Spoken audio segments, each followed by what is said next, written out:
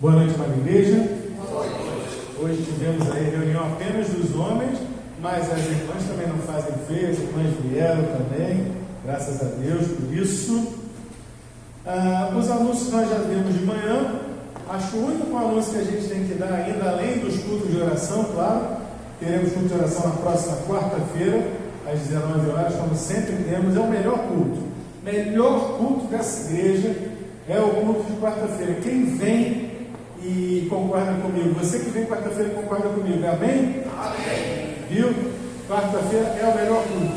Por quê, pastor? Quarta-feira é um culto que se a gente pode colocar assim, né, é uma coisa mais intimista, né? A gente pode abrir o coração, a gente pode buscar Deus, né? Não fico eu aqui em cima só ensinando. A gente tem uma palavra, claro, mas o foco é outro. O foco é o irmão da gente. O foco é colocar diante de Deus os problemas do meu Sinado, os problemas do Elton, os problemas do Carlos, os problemas, né? Aquilo que nos aflige o coração. E também de ouvirmos aquilo que Deus tem feito na vida dos nossos irmãos. Então, se você não tem vindo às quartas-feiras, eu quero te incentivar. Vem e vê. Você vai ver como é bom estar em oração aqui. Meus irmãos, eu vou dar uma passada. Hoje pela manhã, eu pelo menos tive uma experiência muito intensa, né, com aquela palavra da manhã, acautelai-vos. Aquela palavra pesou ontem no meu coração e preguei da melhor maneira possível, porque quando Deus fala, a gente não pode deixar Ele falar. Mas eu cortei algumas coisinhas, porque senão a gente ia sair daqui hoje de manhã. Mas hoje eu quero voltar triunfalmente a um pedacinho daquele texto que eu usei de manhã. Eu quero dar uma boa notícia em relação àquele texto que eu li pela manhã, mas eu não vou nele agora. Nós vamos começar, Miriam, me ajuda, por favor. Vamos começar em Marcos, capítulo 16, versículo 15. Segura ele aí, não bota ainda não, para a gente fazer só um preâmbulozinho aqui. Nós somos batistas, e como batistas, somos uma igreja evangélica. Sim ou não? Sim. E como evangélicos, o que é que norteia? Qual é a nossa regra de fé e prática? Está no alto, já levantou a palavra de Deus. Ela é o padrão, ela é a vara de medir, ela é o que diz: isto agrada a Deus, e isto aqui desagrada profundamente ao Senhor. Por este caminho você terá a vida, por este caminho você não chegará à vida eterna. A Bíblia nos revela que Deus é o Senhor, Criador e sustentador de todas as coisas. Sim ou não? É bom saber que vocês estão aí. Então, Deus é o Senhor, Ele é o Criador, Ele é o sustentador de todas as coisas. E quando Ele criou, colocou o homem no centro ali do jardim do Éden, mas o homem pecou. E o homem, sendo pecador, caindo no pecado, a Bíblia nos revela que o salário do pecado é a morte. Nascemos, infelizmente, condenados à morte eterna, separação de Deus. Mas o Senhor, Ele não esperou gerações. Lá, ainda na saída do Éden, Ele faz uma promessa e Ele diz assim para a mulher. Ele diz para ela o seguinte: a serpente, porém inimizade entre ti e a serpente. A mulher, o descendente da mulher, ele será picado pela serpente no seu calcanhar, mas ele lhe esmagará a cabeça. Ali estava Jesus Cristo, prefigurado, já no Éden, no capítulo 3, ou 4 de Gênesis. E a história anda, Deus cria um povo, Ele toma para si um povo a partir de Abraão, o pai da fé. E a Bíblia ela não é feita de pessoas perfeitas, mas ela é feita de gente como a gente, pecadores, que tem um encontro com Deus. E ali então vem a graça de Deus sobre aquelas pessoas, sobre aquele povo especial criado pelo Senhor, o povo de Israel, que foi criado para que o Messias viesse por meio deles. Por fim aparece o próprio Messias, já no Novo Testamento, Jesus Cristo, o Salvador, o resgatador, aquele que o iria reunir o homem pecador com o Deus Santo, sendo ele mesmo homem, 100% homem, mas ele mesmo também 100% Deus. Essa é a história da redenção. E Cristo vem, ele passa 3 anos ensinando, ensina aos seus discípulos, ele traz as palavras de vida eterna, o Evangelho da graça de Deus, o Evangelho que nós sabemos, ele pode ser condensado e resumido em uma pílula, em um versículo que está em João, capítulo 3, versículo 16. O que diz João 3,16, igreja?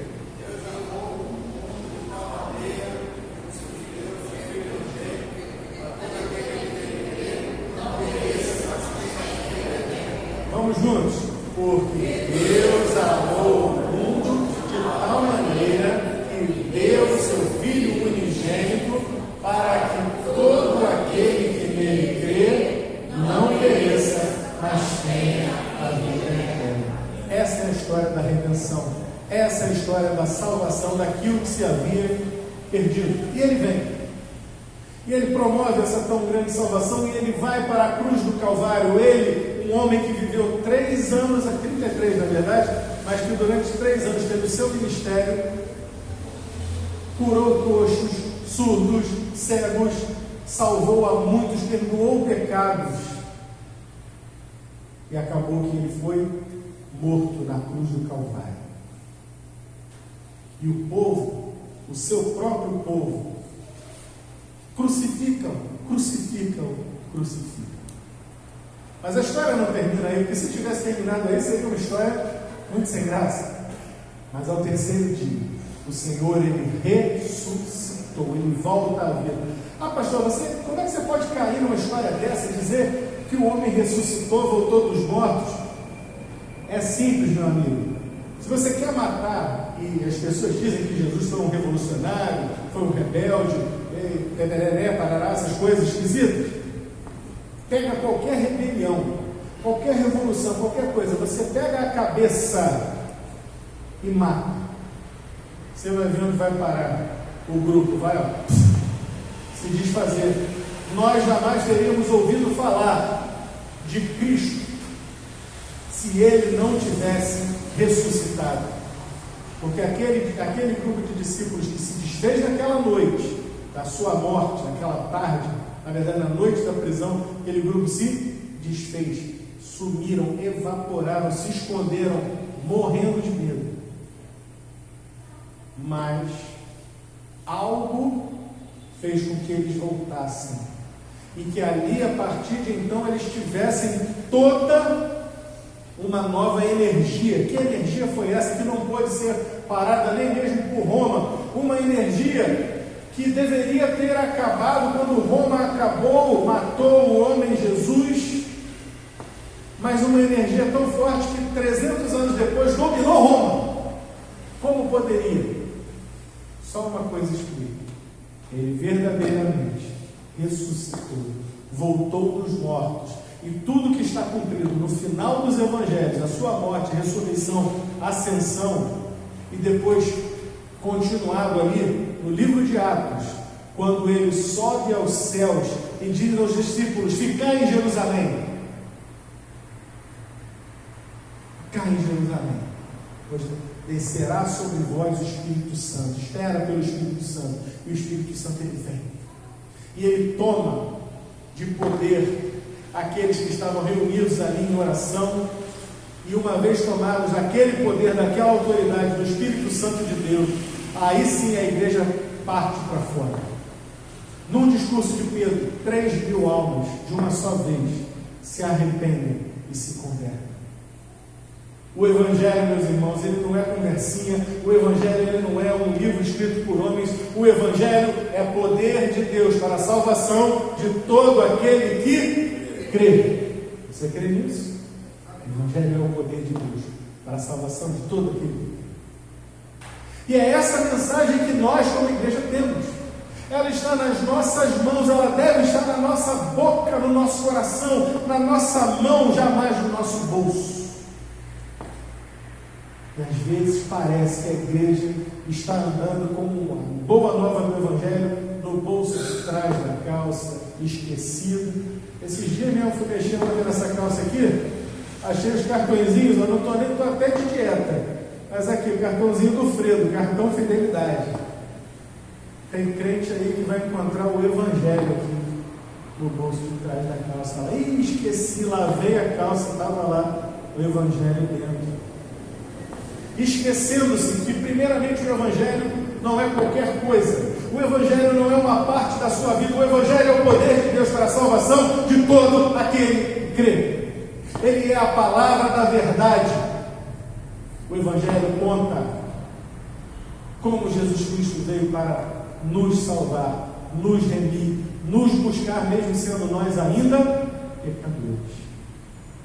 E aí que eu quero lembrar vocês do texto que eu pedi para mim colocar lá, que está em Marcos 16, verso 15, que diz o seguinte: e disse-lhes: ide por todo o mundo, pregai o Evangelho a toda criatura. Essa é a ordem, é a ordem de Jesus. Esse ide, a melhor tradução do grego para esse ide de Jesus, porque ide está no imperativo, mas o texto grego ele não está no imperativo, ele está transliterando aqui, trazendo para o nosso bom e velho português. Ele estaria como se fosse no gerúndio, ou seja, indo por todo o mundo, pregando o Evangelho a toda criatura. Há uma ordem para que onde a igreja for, ela seja igreja. E eu realmente acho interessante me lembrar de uma frase de Billy Graham. Billy Graham vai dizer o seguinte: não tem problema nenhum você ter amigos não crentes que não sejam cristãos. O problema é você não ser um cristão quando está com eles. Isso vai contra o ide de Jesus. Tem crente agente secreto nesse mundo. Tem gente que é cristã, aqui dentro é um cristão, e você olha assim e diz: rapaz, esse aí é salvo por Jesus. Mas vai lá no grupo dele do trabalho, apagadinho. Na verdade, quando é apagadinho é até bom. O problema é quando já está na roda dos escarnecedores. E tem, o sujeito está lá envolvido lá na roda dos escarnecedores. Veja bem, meus irmãos, é tempo de acordarmos, é tempo de despertarmos, é tempo de olharmos para Jesus, autor e consumador da nossa fé, e percebemos: vem cá, tá, eu estou olhando para Jesus, mas e aí, é só para olhar? Não! Bota a mão no arado. Pega e trabalha, corre atrás, vai e prega o Evangelho. Jesus pode voltar hoje, amanhã, porque uma hora ele vai voltar, e ele prometeu que voltaria. Ele disse que viria, e veio. Ele disse que morreria, morreu. Ele disse que ressuscitaria, ressuscitou. Ele disse que voltará, adivinha? E a gente vai ficar fazendo o quê? Tem que cumprir isso aí, ó. Ide por todo mundo, pregar o Evangelho a toda criatura. Sabe o que significa essa palavra Evangelho? Vocês se lembram? Boas novas. Quem não quer dar uma boa notícia? Quem não quer dar uma boa notícia? Nós precisamos dar essas boas novas, essas boas notícias. Mas parece que nesses tempos, aquilo que eu preguei aqui de manhã parece que está muitas vezes se cumprindo. Tem se multiplicado a iniquidade no mundo? Tem, muito. E parece que o amor de muitos realmente tem esfriado. E parece que a gente tem ficado meio encostado na parede. Não sei, falo, não falo, prego, não prego. Será que eu vou ser mal tratado? Será que eu vou ser mal compreendido? Será que a pessoa... Será?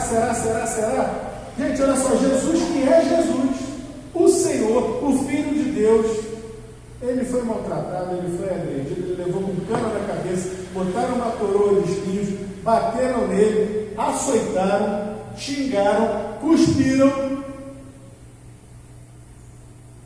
Jesus não foi covarde, ele foi até o fim. Morte sob tortura, numa cruz, para que nós pudéssemos ser salvos. Aí na hora da nossa parte, ir por todo mundo. Poxa, pastor, como é que eu vou fazer? Se é para ir por todo mundo, eu tenho que pegar um avião, sair daqui para a Argentina, da Argentina para o Uruguai?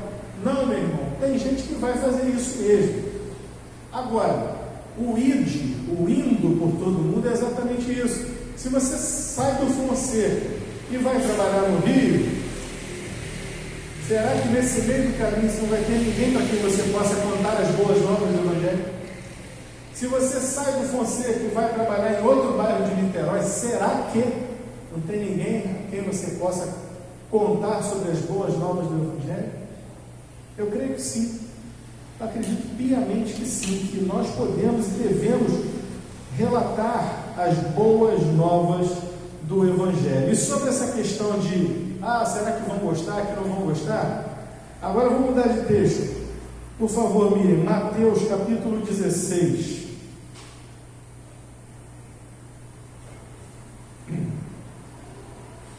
Mateus 16, verso 15, para a gente começar. Está lá.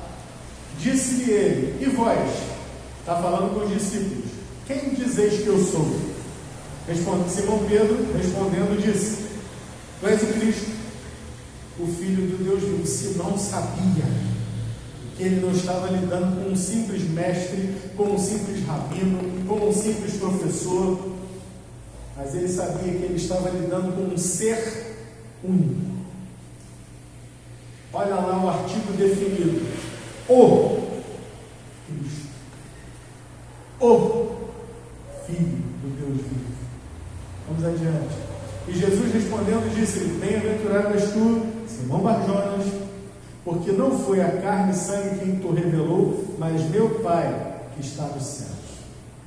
Pois também eu te digo que tu és Pedro, e sobre esta pedra edificarei a minha igreja, e as portas do inferno não prevalecerão contra ela.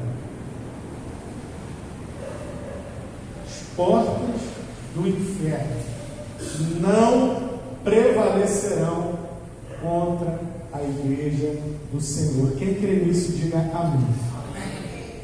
Está escrito, foi Jesus que falou: as portas do inferno não prevalecerão contra a igreja do Senhor Jesus. E por quê? Porque o pastor Felipe conhece muito de Bíblia. Quem sou eu? Sou de nada.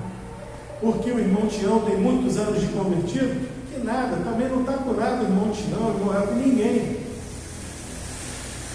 A porta do inferno não poderá prevalecer simplesmente porque a igreja é de Cristo, porque Ele é o cabeça da igreja, Ele é o Senhor. Enquanto Cristo estiver na igreja, e a união de Cristo com a sua igreja é indissolúvel, enquanto houver uma igreja de Cristo nessa terra, por piores que forem as circunstâncias, as situações, por maiores que forem as perseguições, por mais que o inferno se levante, as portas do inferno não prevalecerão. Essa é mais uma boa nova. Portanto, meus irmãos, nada de timidez, nada de medo, nada de frouxidão. A gente tem que abrir a boca e falar. Quanta coisa a gente perde tempo falando, né? Olha, o Botafogo ganhou de 4-1 mesmo. Acabou 4-1? A Botafogo ganhou de 4-1. Rapaz, que coisa, quem viu, quem vê. Tu comenta isso. Flamengo ontem, foi 2-1. Ih, mas você viu a briga que teve lá com o Pedro e tal, não sei o quê. Meu vizinho, isso, aquilo, outro. Você viu o Datena hoje? Rapaz, que coisa horrível. E o governo, hein? Pronto, falou em governo, o negócio vai tarde toda você conversando disso. Todo tipo de conversa nós temos, todo tipo de papo a gente, rede social então, a gente virou especialista em tudo. 2020, bateu pandemia, todo mundo era especialista, parecia que só tinha infectologista na rede social. Máscara sim, máscara não, máscara só se for N95. Gente, eu aprendi o nome de máscara daquela de botar. Você tem noção do que é isso? Sei lá o que é máscara N95, não, na pandemia não, N95 é o que é. Enfim, todo mundo especialista em vírus. Depois começou a guerra na Ucrânia, né? Já tinha passado essa fase aí da pandemia, começou a guerra na Ucrânia. Todo mundo especialista em geopolítica, não, porque a Rússia realmente tinha que entrar mesmo contra a Ucrânia, porque aquele cara lá, o presidente da Ucrânia, isso não, mas de jeito nenhum, porque a OTAN foi que criou a situação. A gente entra em todo tipo de papo que a gente não manja. Porque o crente muitas vezes é tímido de falar daquilo que tem visto e ouvido. Pois se foi exatamente isso que Pedro, quando foi preso, ele falou, Pedro e João, quando foram presos, eles responderam aos seus captores e disseram: olha, não podemos deixar de falar daquilo que temos visto e ouvido. Eles escrevem evangelho e carta, João escreve evangelho e carta para isso, para que aqueles que leiam conheçam aquilo que ele tem visto e ouvido. Ele ainda diz: olha, vocês vão me desculpar, o meu evangelho é meio pequeno, o evangelho de João é meio pequeno, mas eu vou dizer para vocês que isso aqui é o importante para vocês saberem. Está lá no final do evangelho de João que ele diz assim: porque eu julgo ainda que se eu fosse contar tudo o que Jesus fez e falou, não haveria livro suficiente na face da terra. Você tem noção de que o evangelho de João é um resumo? Apertada síntese. João queria falar muito mais. Muito mais. E no entanto, ele se viu obrigado a condensar o texto, sendo suficiente para que qualquer um pudesse ler aquilo e entender: este homem é o Filho de Deus. Temos tido a mesma preocupação? Precisamos ter essa preocupação, meus irmãos, e a promessa está aqui: as portas do inferno não prevalecerão. Primeira da noite, temos uma ordem: ide por todo mundo, pregar o evangelho a toda criatura. Segundo, vai na fé, porque as portas do inferno não prevalecerão. Mas eu falei para vocês que uma boa notícia no texto de Mateus 24, que nós pregamos de manhã. Mateus capítulo 24, verso 14. Em meio a tudo aquilo que estava acontecendo naquele sermão profético, olha o que o Senhor Jesus está dizendo, ele está afirmando: e este evangelho do reino será pregado em todo o mundo, em testemunho a todas as gentes, então virá o fim. Há pouco tempo tivemos uma campanha de missões que o título da campanha era: vamos completar a missão. Cristo está dizendo: a missão será completada, o ID será completado, porque, diz aí o texto, esse evangelho do reino será pregado em todas as nações. A igreja já é vencedora. As portas do inferno não prevalecerão. Está escrito, primeiro, porque Jesus prometeu, e segundo, porque ele está afirmando que sim, o ID será cumprido até o fim, porque o evangelho do reino será pregado a todas as nações. E eu fico às vezes preocupado, para não dizer chateado, com certas pessoas que falam umas besteiras por aí. Tem gente que diz assim: olha, o estado do mundo, o mundo só está nesse estado que está porque a igreja está encolhida, porque a igreja não está pregando a mensagem. Olha, nós podemos fazer muito mais, mas a culpa pelo estado do mundo não é da igreja. Pelo contrário, a igreja ela é a esperança do mundo. A igreja está pregando, eu estou aqui pregando todo domingo, de manhã e de noite, toda quarta-feira. Eu estou lá na internet, lá no grupo dos batistas, sempre trazendo alguma coisa ali para agregar, para somar. Estou botando minhas mensagens aqui, às vezes, como botei hoje no YouTube, falo para as pessoas de Jesus. Eu sei que você fala também. Infelizmente, o estado do mundo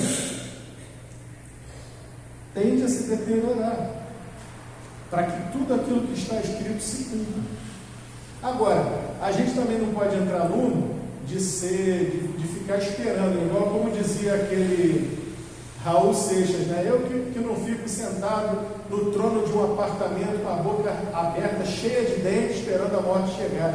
Tem crente que parece que está assim, encostado, está esperando que o mundo acabe em barranco para morrer encostado. Quando Jesus vier, e Ele virá, e Ele vier, está escrito que o Evangelho terá sido pregado a todas as nações, o ID terá sido cumprido, e aí virá o fim. E quando vier o fim, eu queria lembrar a vocês que quando vier o fim, haverá uma separação. Os benditos de meu Pai que entrarão para a glória eterna com o Senhor, e aqueles que infelizmente não vão para a presença de Deus, que vão passar a eternidade sofrendo no inferno.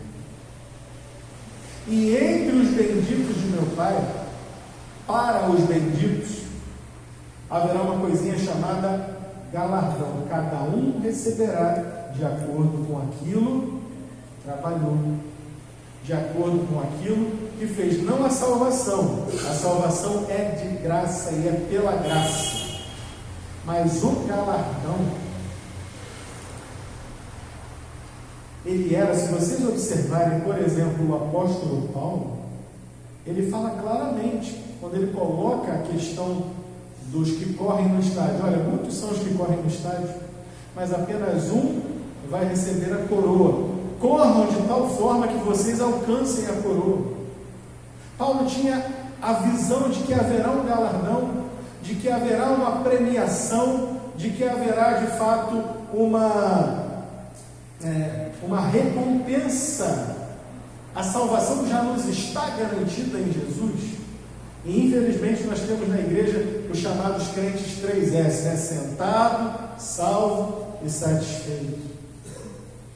E o Senhor, Ele não explica o que é o galardão, talvez seja a melhor coisa que Ele fez.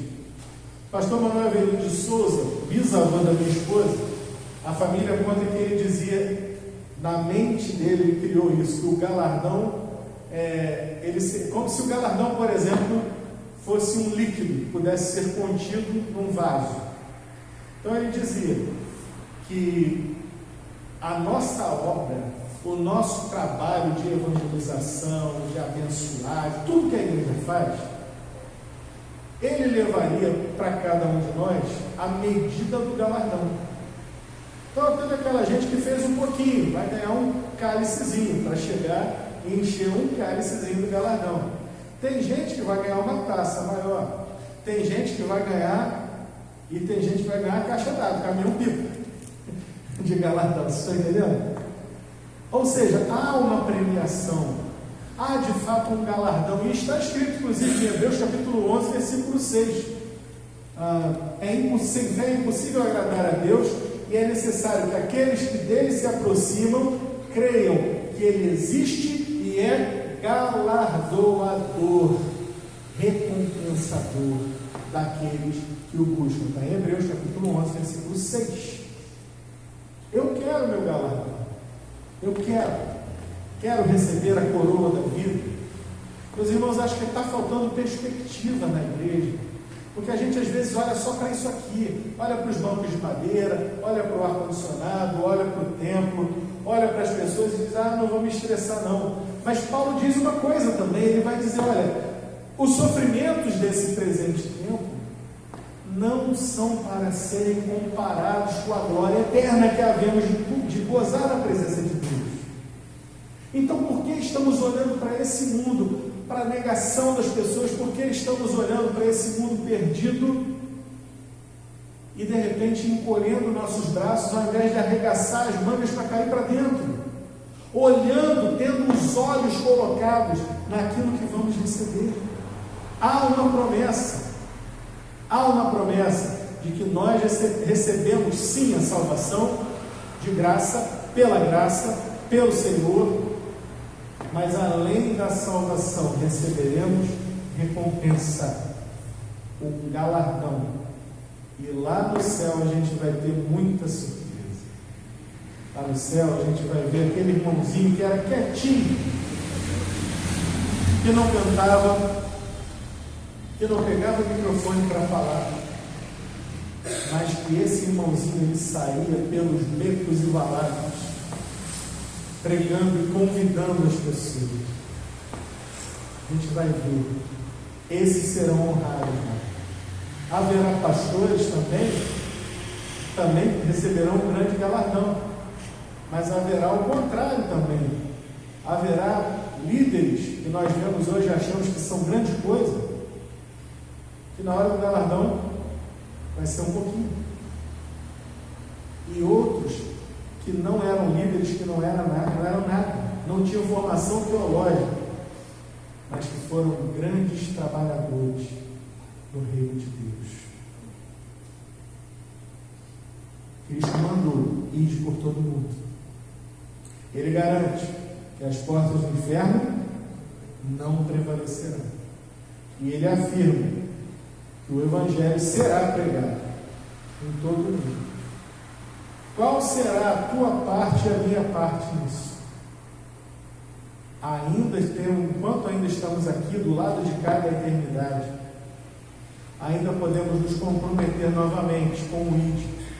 Ainda podemos nos comprometer a caminhar mais uma milha, a ganhar mais um para Jesus. O pastor Rick Warren, ele conta, tem uns 20 e tantos anos isso, mas eu nunca me esqueci o testemunho dele. O pai dele era um homem, era um pregador do Evangelho, era um pastor, e o pai dele era um senhor evangelista. E também ele fazia outras grandes coisas, né, na obra de Cristo. Por exemplo, ele construía casas populares para pessoas. Tudo isso trabalho da igreja, ajudava os irmãos. E ele, quando estava no seu leito de morte, isso deu até uma música, escreveram até uma música para ele, Rich One More for Jesus. E Rick Warren conta que o pai dele no leito de morte, já no hospital, ele estava meio dormindo assim, de repente ele acordou, agarrou o braço do Rick e falou, como é que é as palavras que ele usou? Gotta reach one more for Jesus. Tem que ganhar mais um para Jesus. Tem que ganhar mais um para Jesus. E ele, pai, calma. Tem que se recuperar. Tu não está entendendo. Ele, do leito de morte, o homem ainda tinha ganas de sair pregando o Evangelho. Gotta reach one more for Jesus. E aí, ao final, eles têm aquela conversa e o pai vira para ele e diz, Rick, agora é com você. Você ganha mais um para Jesus, por mim. Isso é fome e sede de pregar o Evangelho, de ganhar pessoas para Jesus, de encher o céu, esvaziar o inferno. Igreja de Cristo, saiamos daqui nessa noite com o coração transbordando de vontade, de desejo de cumprir o ídolo do Senhor Jesus. Em nome do Senhor Jesus, nosso Deus e Pai, completa essa palavra nos corações, que nós possamos servir ao Senhor com alegria e ter esse mesmo espírito que houve no coração do pai do pastor Rick, ganharmos mais um para Jesus a cada momento, a cada dia. Faz disso, Senhor Deus, o nosso hobby, Faz disso, Senhor, o nosso maior sonho. Coloca isso, meu Pai, nos nossos corações, queimando os nossos corações, para que nós possamos ver se cumprindo isso que está na Tua palavra. Cumprir o ide, ver que realmente as portas do inferno não prevalecem e saber que naquele grande dia, quando o Senhor voltar, nós teremos feito parte desse cumprimento que se dará, Senhor Deus. Todas as nações terão ouvido do Evangelho. Ainda que a nossa parte seja pequena, as implicações serão eternas para a nossa vida e para a vida de outros que serão alcançados. Usa-nos, em nome do Senhor Jesus, por quem oramos. Amém. Amém.